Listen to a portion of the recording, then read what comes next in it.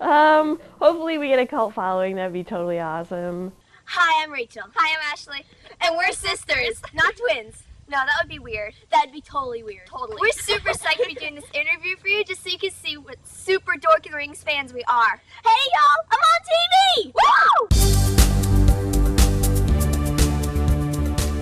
Woo! We come from the 9 corners of the globe. We are scholars. We are dentists. We are window cleaners. We live in our mother's basements. We have an aversion to laundromats and kidney stones. We shell out wads of cash to attend conventions and wait in 13-hour lines just to get our favorite actor to sneeze on a DVD. We write inspiring newsletters, make ambitious movies, create brilliant websites, and generally just get beat up a lot. We are the intergalactic following of the Dork of the Rings. We are Dorkers.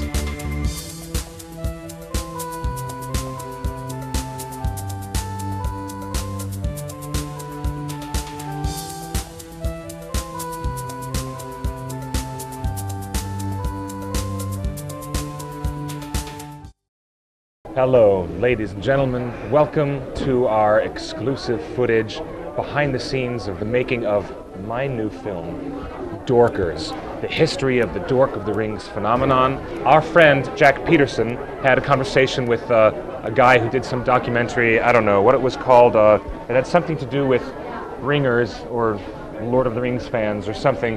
After Ringers, we do Dorkers. Do you hear it here? That sounds like a fabulous idea. And he was going to do this feature, and then something happened, and I decided to take over. My name is Bothways, Biff Bothways, and I'm here to talk to you guys about some of this fantastic new stuff that I've been researching based upon the wonderful books of Hobbiton, which you guys may remember back in the 1920s was published by author A.J. Hollings. My father was born at the turn of the century. He loved golf, and he especially loved his short, hairy-palmed caddy, and loved him so much, in fact, that by the 1920s that he took to writing a cutesy story about this young boy, and this gave way to Hobbiton. And then by the end of the decade, he took to writing the entire Dork saga. I had to read the Fellowship of the Dork my freshman year in high school, and then I was so interested I went on and read the other 2 books. I remember, as a lad, reading the Dork of the Rings books, spending many a long, lonely night in the commode. I really adored the Dork books as a child, but as I got older, I realized they were actually pretty darn awful. Seriously, they were rotten, just plain bad, and yet I couldn't stop reading them. I believe somewhere around 1926 or 7, he employed a comedy music group by the name of Cranky McGee and the Uptown Toe Tappers to do a tune called The Lobotomy of Bobo Buggins, which, if I remember correctly, was about 17 minutes and 46 seconds of just gargling. Unfortunately, my father's books yielded no commercial value. And by the late 1920s, it was noted by one particular economic historian that his book Hobbiton, in fact, brought on the Great Depression of 1929. But then, in the 1950s, interestingly enough, we discovered in our research that coloring books for children with all Dork of the Rings characters and situations started appearing in roadside gas stations and highway rest stops across North America. And I would happily sit in the back seat with my coloring book and my little army figures, and they would walk around on the coloring book, and I would act out the Dork of the Rings characters. And I went into my local Exxon station, and I went up to the greasy, slimy, smelly attendant, and he said, "You got a car?" I said, "Well, no, I'm only 7 years old, I'm but a whelp." And he said, "Then you don't get one. Get out of here before I call the cops, you little pig." I hear you are one of those rare individuals that happens to have the highly collectible coloring book. I do, and it's actually a VF, very fine condition. Great, it's good to hear. That's good to hear. You're not making fun of me for that, are you? No, of course Because not. people usually do. No, I know. No, I would never think of such a thing. So, have you seen any of the Dork of the Rings coloring books? Actually, no, I haven't. You know, through all my experiences, you know, the cast and the directors, they kept telling me, hey, you know, you should probably do some research, read this stuff. And I was like, I don't really feel like it. A controversy arose over my father's coloring books. In fact, a mother came to me and the publisher and stated that her son spent an entire afternoon coloring in a scrotum. Then there was the hit network television show, a half-an-hour sitcom called Leave It to Gympie. Everybody had their favorite character, of course including Gympie. There was the father and the mother, but I personally was drawn to the bratty little boy who lived down the road, Elvis Haskell. Elvis Haskell was just such a rapscallion. I loved the tricks he would pull on Gympie. I loved how he put the gum in his hair and his beard, and he would take his glasses and put them on the pavement and grind them into dust. I do believe in the 50s they were, one of the animation companies had tried to option the rights to make an animated cartoon series. It was rumored that Stan Freberg was asked to do the voice of Randolph. Unfortunately, he had commitments to Warner Brothers with Pete Puma and also was just generally disinterested, so it didn't work out.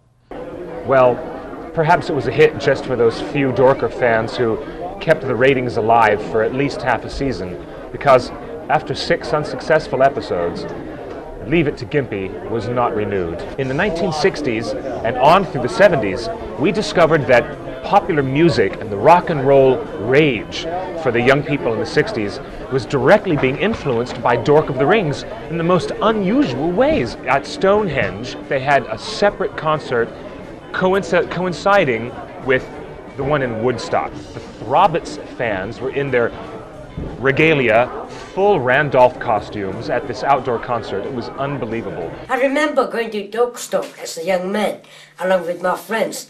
We were dressed as Hobbits and snuck right past the security guards and got to meet the legendary band Red Suffering backstage. They refused to sign autograph for us, and I got punched in the nose by the drunken drummer. But it changed my life forever. You know, people here in the States at Woodstock were smoking illegal substances, marijuana, and getting high, where those of us who went to Stonehenge for Dorkstock would take our Cocoa Puffs and we would grind them up and we would put them in a pipe. There's also an interesting connection when you look musically at the influence of the Elvises to Elvis Presley, strangely influenced by the Elvises and their music. Lego blocks, you were my hero, man. I used to have a real normal job and a real normal wife. Then I saw you in that movie. You were just so cool, man. I just patterned my whole life after you. I love you, man. Thank you. Thank you very much. The power of the Dorkers culture started to spread even more in the late 70s, surprisingly, with Frudo the Looms being the most popular briefs that boys were wearing, mentholated underwear. The craze of the 70s. I had a pair myself when I was just 4 years old. Well, I wish I still had them. But the memory will live on. The decade came to a close with stickers and graffiti that said Frudo blows, just appearing everywhere. I couldn't avoid it. The graffiti and little scratch marks on the wood are still there on the train platforms. Frudo blows was an actual watch phrase of the whole generation. Whether or not Frudo wants to own up to it or not is another story. So after I heard the Dorkstock albums and all those great hooks, I kind of got my own inspiration to do some hip-hop tunes using those hooks to make a song, well, one main song that I did called Theme from the Dork of the Rings. Now here's a little story I'd like to tell about Model Earth heroes you don't know well. 9 credit cards that were forged into blings, carried by Frudo Buggins, the Dork of the Rings. Put it together on a demo cassette, which I called a License to Drool, which had, you know, one of the Nose Drool's noses coming out of the side on the demo album cover. And lo and behold, less than a year later, we have the Beastie Boys coming out with License to Ill, using the same breakbeats, pinching the same hooks. They're basically biters. The Beastie Boys stole their whole style from me. Well, as we all know, the 80s were a cultural wasteland, and Multiple attempts to put The Dork of the Rings on the silver screen failed because of the influence of the 80s. Michael Mann tried to bring The Dork of the Rings to the silver screen, but he was in his Miami Vice mode and everybody was dressed in pastels. Oliver Stone tried to bring The Dork of the Rings to the silver screen, yet he got off on a tangent about Randolph being killed by a second shooter on the grassy knoll. And Martin Scorsese tried to bring Dork of the Rings to the silver screen, but the nose drools always drooled blood from their noses. It was too intense for children. The Dork of the Rings was waiting for a visionary to take the reins. I cannot imagine that Hollings himself, way back when he was writing these stories, could ever have imagined his influence on the economic retail landscape. There is the Dork Mart stores that have appeared everywhere. We all know them. We all shop there for the cheapest prices in town. The Dork Mart stores, directly influenced by Hollings. I'm sure he would be rolling over in his grave if he knew the money he was missing out on for not being part of this. My father created the Dork Mart concept. In fact, if Dork Marts would have existed in the early 1920s, he most probably would have worked at one as an assistant manager for 10 cents a day. After the turn of the century, we go into the decade of the noughts, or the double zeros. Here in the 2000s, we find that Dork of the Rings mania has hit its height. This, of course, is the new resurgence. It is the breath of life for a sleeping giant. The Dork of the Rings movie, released in 2006, fans around the world rejoicing. And we loved it so much, we saw it 172 times. Seriously, we did. Yeah. Dork of the Rings is just so juicy, so brilliant, and I haven't even seen it yet. How has Dork of the Rings influenced your life, as an actor and as a human being? Well, I'm flattered that you would want to talk to me, but I am a fan. I'm a fan of what you're doing. Well, thank you. Well, you've played a lot of dorky. Yes, I have. Yes, I have, and I thank you for noticing that. Which is weird because I'm so cool and not dorky in real life. The Dork of the Rings captures an essence, a style that has long been lacking in motion pictures in the modern day. It actually has a narrative. It might not be much more than what you'd expect to see on the wrapper inside a bazooka gum piece. I was so excited about Dork of the Rings. The nose jewel are my favorite, man.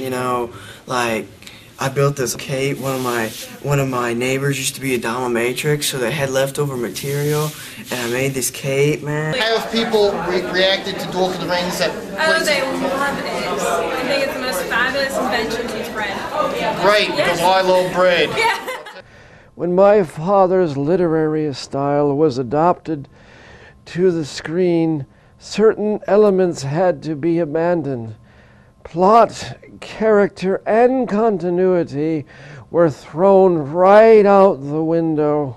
The poor actors being harassed by fans everywhere at conventions. It's really remarkable to see, and we're very lucky to be here documenting this with our own eyes.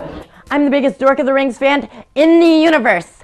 I'm so fond of the Hobbits that I stole this costume out of my dead grandpa's closet. And these were his golf clubs. What's it feel like now to be a teen idol now that Dork of the Rings is this huge success? I try and keep it real. I mean, that's what I'm all about, Make it out to Ralph. Ralph? Yeah, okay. with love. Love? Yeah. Okay. You're okay. cutie. Bryce has told us numerous times that he says, I'm adorable. I'm adorable. Yeah, Bryce he's got a thing about him. I would cuddle with him and yeah, I know, he's adorable. And oh my god, Bryce Cohn is so dreamy. What a hunk. That's a cheater! All ages. Forget Orlando Bloom. My favorite character is Randolph. I love his hair. His white hair is just, I'm ready to dye my hair and grow a beard and look just like him. All your privacy is gone. Everybody recognizes you everywhere you go. Even sit down and have a ham sandwich. It's truly phenomenal how the dog movies have taken off. I mean, it's so much bigger than, say, Lord of the Rings, or Star Wars, or even Dumber and Dumber 2. What lengths would you go to spend, an afternoon with the cast of Dork of the Rings? I would do anything. I would sell, like, my soul or my shirt Not my shirt, because it's, you know, the Dork shirt, but like my pants in a second. You're a fan of Arrogant? Huge fan of Arrogant. Oh my gosh, I want to see it. What is it about Arrogant that you find so enrapturing? I guess I have to be just the dignity of the man. Like, when you see him on screen, it just like, this quality of just knowing that he's bigger than life, better than me. So, Mr. Lau, what's it like now that Dork of the Rings is huge and you've got fans all over you? I'm tired. Very tired. When I was a little child, I had always loved the character of Sweet and Sour Man from the Dork of the Rings movie. And so I decided to build a restaurant in my mother's basement, just like his. Hey, honey! Can you move your bicycle? My bridge club is gonna be here in 15 minutes. Mom! I got someone down here! Oh, okay, but someone owes me a foot rub tonight. Oh. As I took my documentary crew around the world with me to discover more of Dorkers fans and their passion, I was constantly surprised by their enthusiasm and their creativity as they made fan films that were so inspired, like Dork of the Peeps. Hello, I'm Jack Peterson, director of the epic film, The Dork of the Peeps. In a moment, you will see a few scenes from the film. Hey, Mr. Fruity Peeps, where are you going with that ring? If I gave it to you, you'd probably eat it. Wait a minute, you two. That's my engagement ring to Sweet and Sour Peeps, see? Yeah, I'm gonna turn you both into rabbits, see, and put you on my next magic show. Yeah, yeah. Hold your ground! Hold your ground! I am Peepagorn, Peeps of Flounder, unbroken! My peepees! Attack! Unbelievable how these fans put these fan films together.